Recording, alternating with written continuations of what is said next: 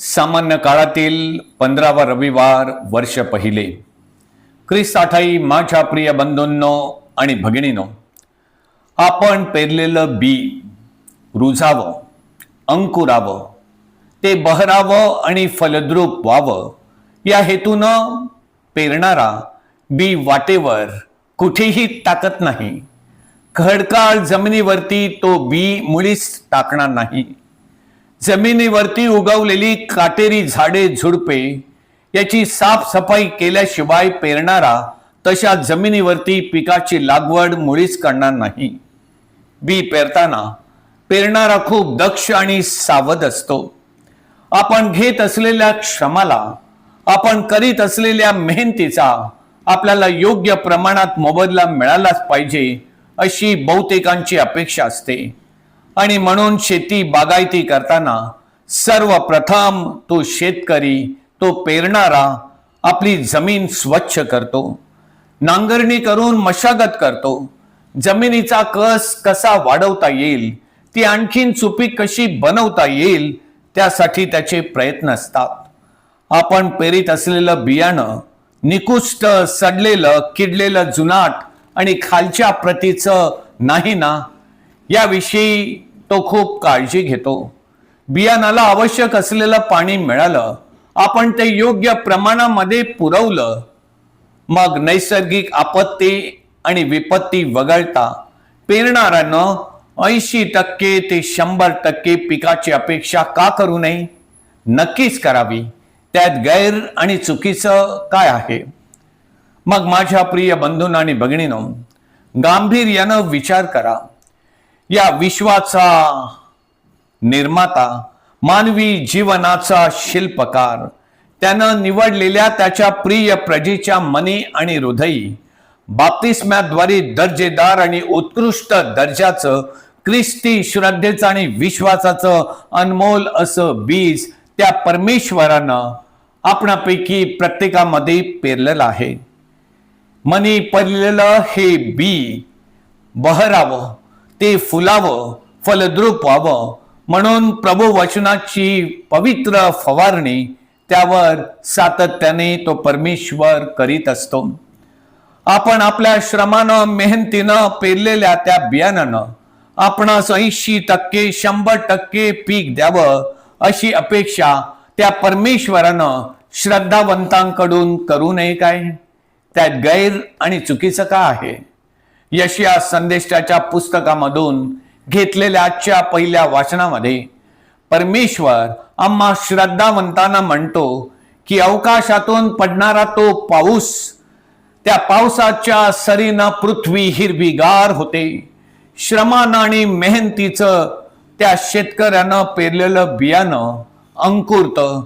शेतकऱ्याचा पोटा पाण्याचा, उपजीविकेचा प्रश्न ते पावसाचं पाणी सोडवतं. आपलं कार्य, आपली भूमिका तडीस नेतं. बंधूंनो आणि भगिनीनो, मग जो देव शब्द मानव बनून या पृथ्वीवरती अवतरला, परमेश्वर पित्याकडून जे काही ऐकलेलं होतं, स्वर्गीय पित्यानं त्याला जे काही सांगितलं होतं, ती प्रभू वचन, त्या प्रभू वचनाची पेरणी त्यानं मानवी हृदयामध्ये केली. ज्या कार्यासाठी त्या स्वर्गीय पित्यानं त्याला या पृथ्वीवरती पाठवलं होतं, आपली जबाबदारी प्रामाणिकपणे पार पाडून हा देवपुत्र आपल्या स्वर्गीय पित्याकडे परतलेला आहे. बंधूंनो आणि भगिनीनो, प्रश्न आहे, 2025 वर्षाचा आढावा घेता त्या देवपुत्रानं पेरलेलं हे श्रद्धेचं आणि विश्वासाचं बीज भाविकांच्या मनी आणि हृदयी किती अंकुरलेलं आहे, किती रुजलेलं आहे, किती उगवलेलं आहे, त्याला किती टक्के फळं लागलेली आहेत, याचा आढावा घेण्याचा आजचा हा दिवस आहे. प्रिय बंधूंनो आणि भगिनींनो, मत्ती लिखित शुभ वर्तमानामधील आजचा हा पेरणाऱ्याचा दाखला आपण वर्षानुवर्ष ऐकत आहोत. आपणापैकी काही जण नियमितपणे प्रभू वचन वाचत असतात. त्यांच्या वाचनामध्ये देखील हा उतारा बऱ्याच वेळेला आलेला आहे.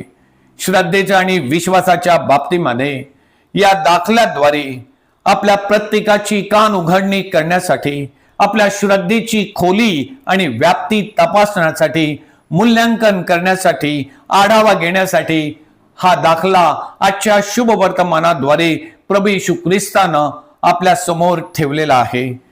परमेश्वरानं आपल्या जीवनामध्ये पेरलेलं बीज हे सर्वांसाठी सारख्याच कुवतीचं ना, एकाच प्रतीचं ना, सारख्याच गुणवंतेचं आणि सारख्याच गुणधर्माचं हे बीज आहे ना. हे बीज दुसरं तिसरं काही नसून ही परमेश्वराची प्रभूची वचनं आहेत. एवढी शक्ती, एवढी कृपा आणि सामर्थ्य या प्रभू वचनामध्ये आहे की या प्रभू वचनाद्वारे कित्येक भाविकांचं आंतरिक परिवर्तन झालेलं आहे. कित्येकांची जीवन बदललेली आहेत, जीवनामध्ये कायापालट झालेला आहे.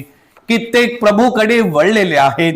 या प्रभू वचनामुळे भरकटलेल्या जीवनाचा मार्ग गवसलेला आहे. या प्रभू शब्दाद्वारे अशांत, अस्वस्थ, स्थिर, चिंताक्रांत आणि भाराक्रांत मन शांत झालेले आहेत. त्यांच्या जीवनाच्या आशा उंचावल्या आहेत, पल्लवित झालेल्या आहेत. प्रिय बंधू आणि भगिनीनो, ज्यांनी मनापासून हा देव शब्द ऐकला, ज्यांनी तो श्रद्धा आणि विश्वासानं समजून घेतला, ज्यांनी या देव शब्दावरती गांभीर्यानं मनन चिंतन केले, या देव शब्दाची, या प्रभू वचनाची सांगाड आपल्या दैनंदिन जीवनाशी आणि जगण्याशी घातली, ज्यांनी देव शब्दाप्रमाणे चालण्याचं, राहण्याचं आणि वागण्याचं मनस्वी ठरवलं, त्यासाठी आपल्या मनी, आपल्या हृदयी, आपल्या भोवती हा देव शब्द बहरण्यासाठी, जीवनामध्ये, हृदयामध्ये मुळवण्यासाठी श्रम घेतले, मेहनत केली, प्रामाणिकपणे प्रयत्न केले, श्रद्धेत आणि विश्वासात वाढण्यासाठी, बलवान होण्यासाठी जीवनात, हृदयामध्ये पोषक असं वातावरण निर्माण केलं. त्यांच्या जीवनाला चांगुलपणाची, प्रीतीची आणि नीतिमत्वाची फळे लागली. त्यांच्या आचरणातून ती दिसू लागली. कुठे 60 पट, कुठे 70 पट, कुठे 80 पट, तर कुठे 90 पट. बंधू आणि भगिनीनो, बाप्तिस्मा साक्रामेंटाद्वारे आपणास मिळालेल्या श्रद्धेचं आणि विश्वासाचं हे बीज सर्वांसाठी एकच न. पेरणारा तो स्वर्गीय पिता हा देखील एकच न. आपल्या सर्वांसाठी काल्वारीच्या टेकडीवरती क्रुसावरील मरण स्वीकारणारा आणि तिसऱ्या दिवशी पुनरुत्थित होणारा ख्रिस्त देखील आपल्यासाठी एकच न. आपणास लाभलेली, प्रकट केलेली प्रभू वचने सर्वांसाठी सारखीच न. आपल्या ठाई निवास करणारा परमेश्वराचा पवित्र आत्मा आपल्या सर्वांसाठी सारखाच आणि एकच न. मग आपल्या जीवनशैलीमध्ये, आपल्या विचारामध्ये, आपल्या आचारामध्ये, आपल्या स्वभावामध्ये, आपल्या वर्तनामध्ये एवढी तफावत, एवढी भिन्नता का आणि कशामुळे? आपल्यामधील काही जण स्वार्थी आहेत, तर काही निस्वार्थी जीवन जगत आहेत. काही प्रेमळ आहेत, तर काही तिरस्कारी आहेत. आपल्यामध्ये काही नम्र वृत्तीचे आहेत, तर काही खूप गर्विष्ठ आहेत. आपल्यामध्ये काही समंजस आहेत, तर काही असमंजस आहेत. आपणापैकी काही चर्च कार्यामध्ये सक्रिय आहेत, तर काही निष्क्रिय स्वतःचीच कुटुंब सांभाळून आहेत. काही सहनशील आहेत, तर काही तापट स्वभावाचे आहेत. काही क्षमाशील आहेत, तर काही हट्टी स्वभावाचे, हेकेखोर वृत्तीचे आहेत. आपणापैकी काही धार्मिक आहेत, तर काही अधर्मी आहेत. काही प्रामाणिक आहेत, तर काही दगाबाज आहेत. काही विश्वासू आहेत, तर काही विश्वासघातकी आहेत. काही नीतिमान शिष्टाचारी आहेत, तर काही भ्रष्टाचारी आहेत. काही सत्य उराशी कवटाळणारे आहेत, तर काही असत्याच्या पाठीशी आहेत. प्रिय बंधूंनो आणि भगिनीनो, ज्या हेतूसाठी त्या परमेश्वरानं आपल्या देव पुत्राकरवी हा पेरणाराचा दाखला, ही प्रभू वचनं आपणास दिलेली आहेत, तो ईश्वरी हेतू पूर्णत्वास जायचा असेल, आपणास तो पूर्णत्वास न्यायचा असेल, तर सर्वप्रथम प्रभू शब्द आपण विश्वासू मनानं आणि हृदयानं ऐकला पाहिजे, वाचला गेला पाहिजे. आपल्या कानानं आणि एकाग्र मनानं तो ग्रहण केला गेला पाहिजे. तो तो आपल्या हृदयापर्यंत गेला पाहिजे, आपण तो नेला पाहिजे, पोचवला पाहिजे. या प्रभू शब्दावरती गांभीर्यानं मनन चिंतन झालं पाहिजे. या प्रभू वचनाद्वारे प्रभूला माझ्याकडून नक्की काय अपेक्षित आहे, मी काय करावं, यावर गांभीर्यानं प्रत्येकानं मनन चिंतन केलं पाहिजे.